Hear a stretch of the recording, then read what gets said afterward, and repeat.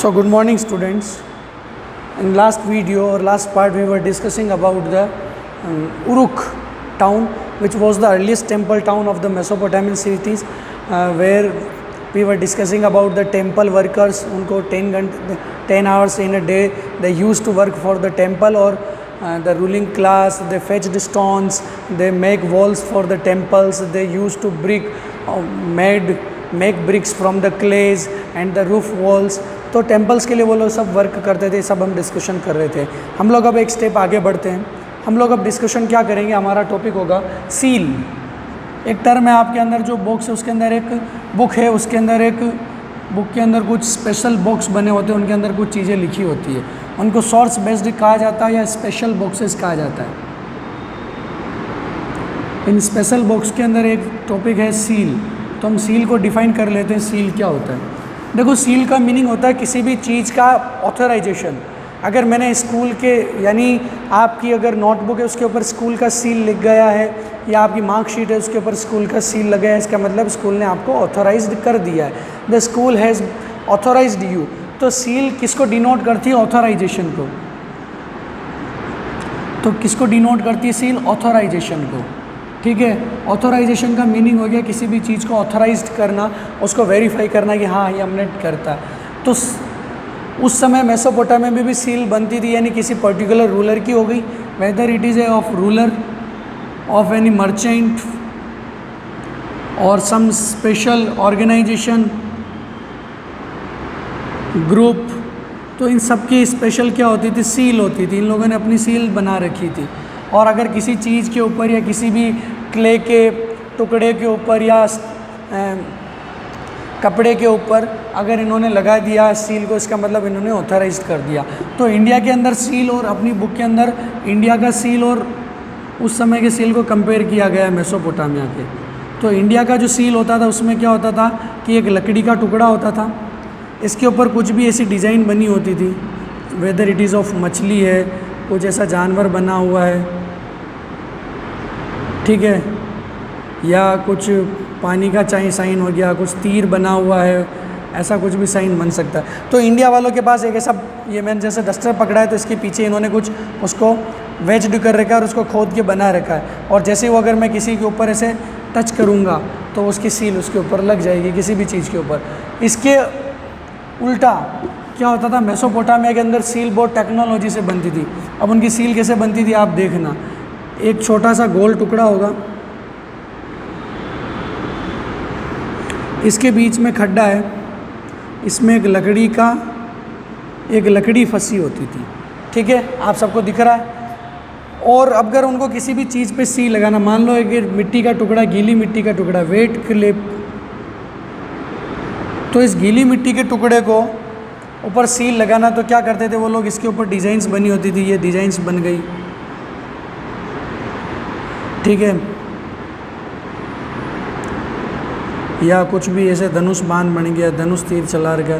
तो कुछ भी अगर उनको अपना डिज़ाइन करना होता था, वो लोग क्या करेंगे, इसको ऊपर, मान लो इसके ऊपर मेरे को बनाना है और ये मेरे पास सील है, तो वो लोग इस लकड़ी को पकड़ते थे और इसको ऐसे ऐसे घुमाते थे। आप लोगों को दिख रहा होगा स्क्रीन के ऊपर, ये देखिए, इसको यहाँ से नीचे लकड़ी से पकड़ा और यहाँ से सील को ऐसे घुमाना स्टार्ट करते थे। तो जब तक ये पूरा राउंड होता था, पूरी की पूरी सील यहाँ पर छप जाती थी। तो इतनी एडवांस टेक्नोलॉजी थी उनके पास, मेसोपोटामिया के लोगों के पास सील की। तो हम लोग इंडिया के सील और मेसोपोटामिया के सील का कंपैरिजन कर रहे थे।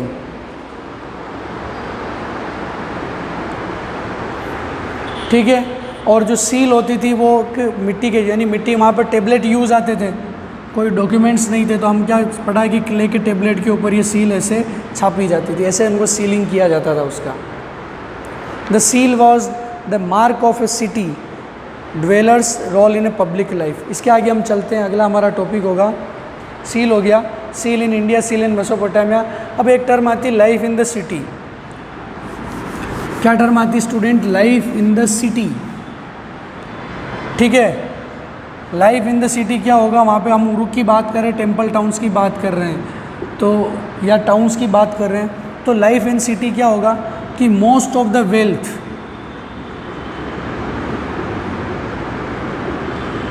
Was in hand of some persons या सम फैमिलीज़ या सम पीपल्स। इसके उल्टा जो पुअर पीपल होते थे उनका पॉपुलेशन ज़्यादा था।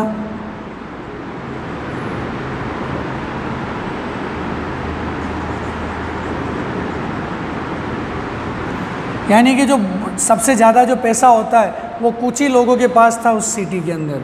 कैपिटलाइजेशन इसको ही बोलते हैं कि कैपिटलाइजेशन टर्म होती है। तो जो सारा पैसा होता है वो जिसके पास बिजनेस होता है, जो रूलिंग क्लास में होता है, उसके पास पैसा होता है। तो most of the wealth was in hand of the some person, यानी कुछ ही लोगों के पास मोस्ट ऑफ द वेल्थ थी, यानी लगभग 90% जो वेल्थ थी वो कुछ ही लोगों। इंडिया के अंदर भी ऐसा, इंडिया की जो सारी टोटल जो वेल्थ है वो केवल 10,000 लोगों के हाथ में, उसका 90% हिस्सा, the 90% part of the India's total wealth in hand of 10,000 peoples. केवल 10,000 लोगों के हाथ में इंडिया की टोटल वेल्थ है। लेकिन वहाँ पर क्या होता था, कुछ लोगों के हाथ में थी तो बाकी जनता क्या थी, the rest of the population was the in poor, और उनके पास खाना पीना वगैरह नहीं होता था। इसके हम आगे देखते हैं, ये लाइफ इन द सिटी हो गया कि कैसे लोग जीते थे। और nothing makes this fact as the clear as the enormous riches. अब कैसे मालूम पड़ता है कि उन लोगों के पास ज़्यादा पैसा था, तो इससे एक मालूम पड़ता है, कभी भी याद रखना स्टूडेंट्स कि कभी भी देखना है तो उनका जो कब्र होता है, ग्रेव, उससे मालूम पड़ता है कि वो अमीर है कि गरीब है। इंडियन या हिंदू संस्कृति के अंदर क्या होता है कि इंसान को जला दिया जाता है, वो राख होकर ख़त्म हो जाता है। लेकिन दूसरी मेसोपोटामिया में कैसे होता था, उनको बरी किया जाता था।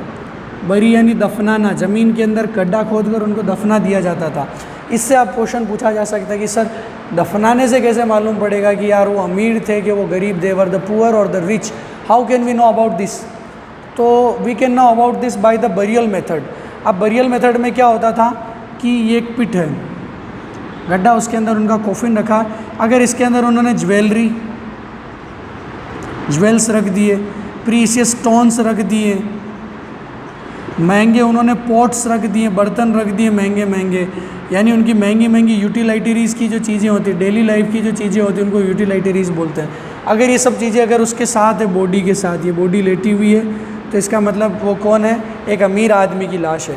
वहीं दूसरी तरफ दूसरे नॉर्मल लोग कुछ ना कुछ छोटा मोटा मिट्टी का बर्तन रखते थे ताकि उनका आफ्टर लाइफ में बिलीफ होता है।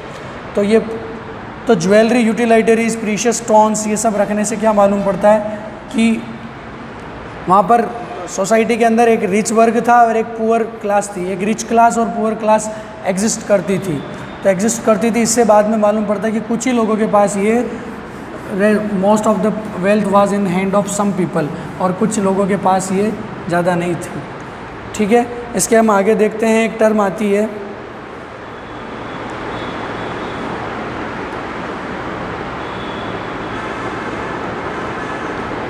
ठीक है। तो हम लोग ये देख रहे थे, बीच में एक वर्ड आया जिसको हम लेपिस लेजुली बोलते हैं। क्या बोला जाता है? Lapis lazuli. लेपिस लेजुली एक प्रीशियस स्टोन है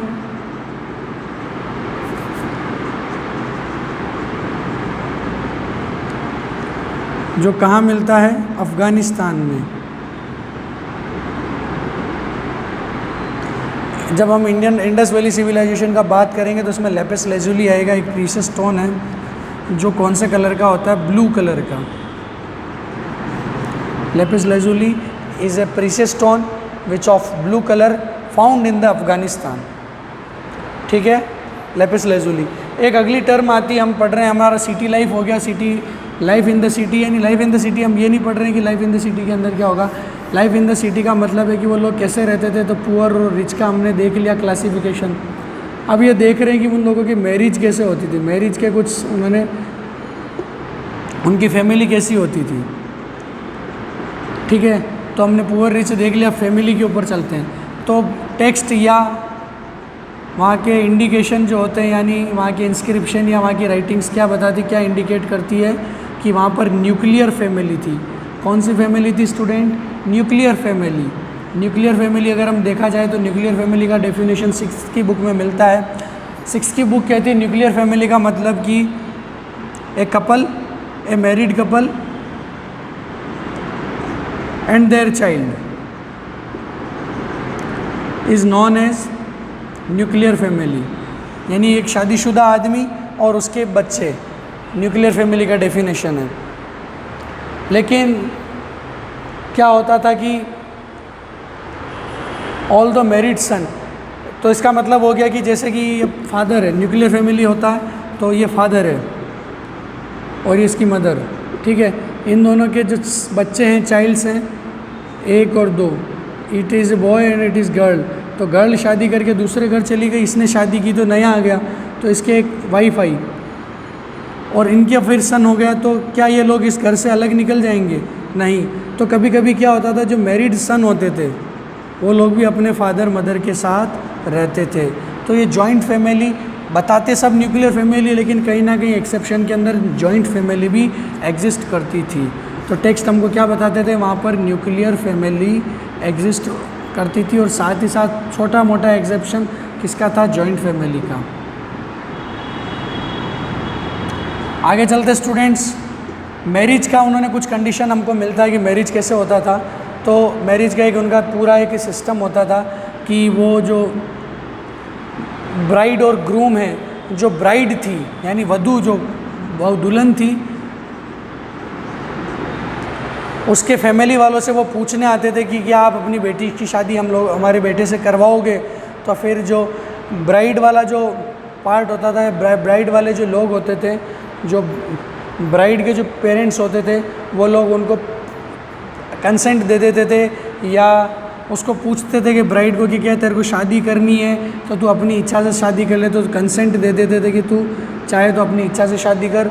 तो ब्राइड अपनी इच्छा से एक ग्रूम को चूज़ कर लेती थी और ग्रूम चूज़ करने के बाद क्या होता था, जो ग्रूम की फैमिली वाले हैं वो लोग ब्राइड के घर पे आते थे, घर पे आएंगे, कुछ उनको गिफ्ट्स देंगे और एक बार शादी फाइनल हो जाती थी या शादी के जो रिचुअल्स होते थे वो होने के बाद दोनों एक दूसरे को गिफ्ट देते हैं, दोनों का गिफ्ट सेरेमनी और एक दूसरे को गिफ्ट देते हैं। फिर क्या होता है, जो लड़के की माँ होती है यानी ब्राइड की जो सासू होती है, सास होती है, यानी कि ग्रूम्स जो मदर है वो ब्राइड को लेने आती है, यानी सासू माँ अपनी बहू को लेने आती थी घर पे। तो फिर ये लेके जाती थी और जब ब्राइड जाती थी तो एक मेन टर्म आती है जो क्या करती थी, अपने फादर से अपना जो हिस्सा है, फादर्स की जो वेल्थ है उससे अपना जो पार्ट है वो, यानी अपना जो एक फिक्स उसका पार्ट होता था रिज़र्व, वो लेके चली जाती थी। वो पार्ट लाइफ टाइम इसी का होता था। दिस पार्ट वाज क्या होता था, लाइफ टाइम इसी के साथ रहता था, इसका पति भी इससे नहीं ले सकता था। ये हमको क्या मिलता है, मैरिज का एक पूरा सेरेमनी मिलता है, मैरिज का एक पूरा एस्पेक्ट मालूम पड़ता है।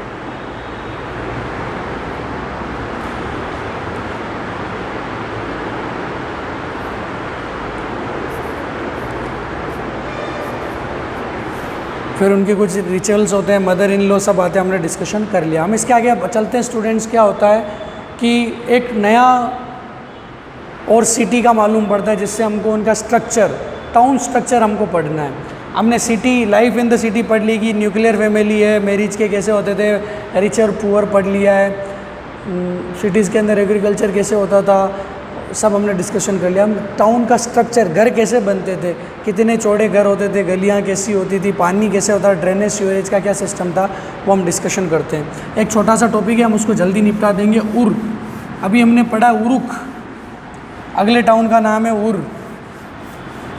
उर एक और चीज़ है जिसका नाम है, जब वहाँ पर जो मून गॉड था यानी चंद्रमा जो देवता था उसका नाम क्या था, उर्क।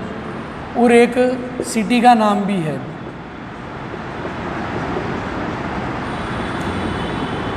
उर के थ्रू हम क्या कर सकते हैं, टाउन स्ट्रक्चर हम डिस्कशन कर सकते हैं। ठीक है, टाउन स्ट्रक्चर अगर हम इंडस वैली सिविलाइजेशन के अंदर हम डिस्कशन करते हैं, आईवीसी जिसको बोला जाता है, तो मोहनजोदाड़ो से करते हैं, यानी मोहनजोदाड़ो को हम रेफरेंस करते हैं और वहाँ से हम टाउन स्ट्रक्चर डिस्कस करते हैं। लेकिन अगर हमको मेसोपोटामिया का पढ़ना है तो हमको टाउन स्ट्रक्चर उर से पढ़ना होगा। तो एक स्मॉल टाउन था और one of the earliest town of the Mesopotamia, one of the earliest town of the Mesopotamia. ये स्मॉल टाउन तो नहीं कह सकते, लेकिन एक अच्छा टाउन था और earliest town of the Mesopotamia.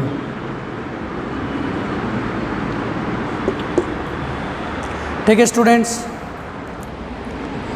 अब आगे चलते हैं, उर के बारे में हम पढ़ लेते हैं। उर वाज ए टाउन हुज, मैं बुक से देख के पढ़ रहा हूँ, मेरे सामने बुक खुली हुई है।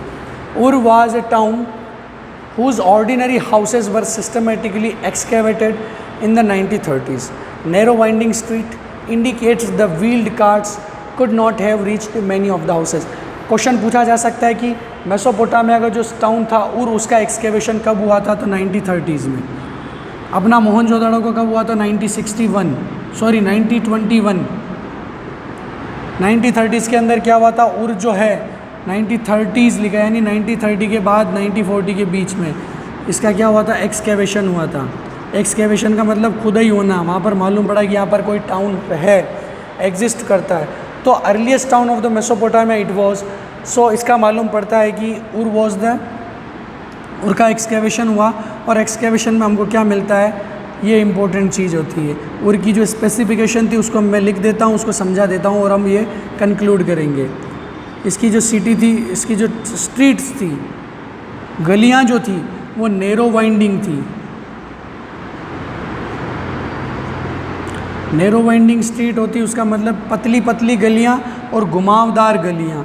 ऐसे कोई फिक्स पेट, जैसे कि मोहनजोदड़ो की गलियां बिल्कुल फिक्स ग्रिड पैटर्न में थी, बिल्कुल हर जगह 90 डिग्री के एंगल पे काटती थी, बिल्कुल चौकोट, बिल्कुल एकदम सर्कल उसके स्क्वायर के अंदर। लेकिन इनकी जो स्ट्रीट्स थी ऐसे घुमावदार मनजाई जैसी थी, कहीं पे पतली, कहीं पर मोटी, कहीं पर अलग अलग शेप में। तो नैरो वाइंडिंग स्ट्रीट्स थी। ठीक है, तो नैरो वाइंडिंग स्ट्रीट से क्या फ़र्क पड़ता है कि जो बुलो कार्ट्स थे उसके जिसके अंदर, जिसके ऊपर वो लोग अपना ग्रेन्स ले जा सकते हैं या अदर जो नेसेसिटी जो होती है उनको ले जाते थे, तो वो हर घर के बाहर नहीं पहुंच सकता था। जैसे होता ना, हमारे भिलवाड़ा के अंदर भी हर घर के बाहर जेसीबी नहीं खड़ी हो सकती है, कुछ बड़ी जगह चाहिए जहाँ हमको जेसीबी खड़ी करनी पड़ती है, तो हर जगह घर के बाहर बुलो कार्ट्स नहीं पहुँच सकते, could not reach do for every home house. ठीक है, दूसरा क्या मिलता है हमको? नैरो वाइंडिंग हो गया। उसके बाद क्या मिलता है हम लोगों को कि वहाँ पर अगर ये बुलो कार्ट्स नहीं चल रहे तो अपना जो ग्रेन्स हो गया, जो सेक्स ऑफ ग्रेन, सेक यानी, सेक का मीनिंग होता है जो बोरा होता है, जो बोरी जो हम लाते हैं, तो सेक ऑफ ग्रेन्स, या वो लकड़ी का गट्ठर हो, वुड स्टॉक, क्या वो एक वुड स्टॉक हो, वो लोग क्या करते थे? फायरवुड या सेक ऑफ वुड स्टॉक जो हो गया, उसको क्या करते थे? गधे के ऊपर, किसके ऊपर? डोंकी, जो डंकी होता है उसकी पीठ के ऊपर, ऑन द डंकी बैक के ऊपर उसको कैरी करके लाते थे।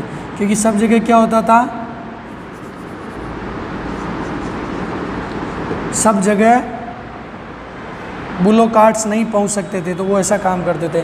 फिर हम इसके आगे देखते स्टूडेंट्स, उनका स्ट्रीट का हमने पैटर्न देख लिया, हम उनका ड्रेनेज और सीवरेज सिस्टम देख लेते हैं। तो ड्रेनेज और सीवरेज सिस्टम से मालूम पड़ता है कि उनके घर के बाहर नालियाँ नहीं थी, लेकिन मोहनजोदड़ो का हम देखें तो उसके हर घर के बाहर नाली थी और एकदम एक्यूरेट नाली बनी थी। तो देखा जाए तो वहाँ पर ड्रेनेज और सीवरेज का जो सिस्टम था वो सिस्टम अच्छा नहीं था इन कंपैरिजन ऑफ मोहनजोदड़ो। लेकिन वहाँ पर सीवरेज तो होता था, तो वो जो नालियाँ बनी होती थी, जो छोटी छोटी नालियाँ बनी होती थी, वो कहाँ बनी होती थी? घर के अंदर, in the house.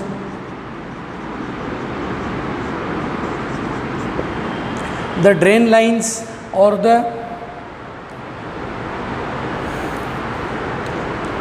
Drain lines और the clay pipes were situated in the house. जो नालियाँ बनी होती थी वो कहाँ बनी होती थी? घर के अंदर बनी होती थी। और वो कौन सी बनी होती थी? मिट्टी की नालियाँ होती थी, याद रखना, क्ले की बनी होती थी। तो हम नैरो वाइंडिंग स्ट्रीट है, वहाँ पर ड्रेनेज और सीवरेज सिस्टम इतना डेवलप नहीं था जितना मोहनजोदड़ो में था।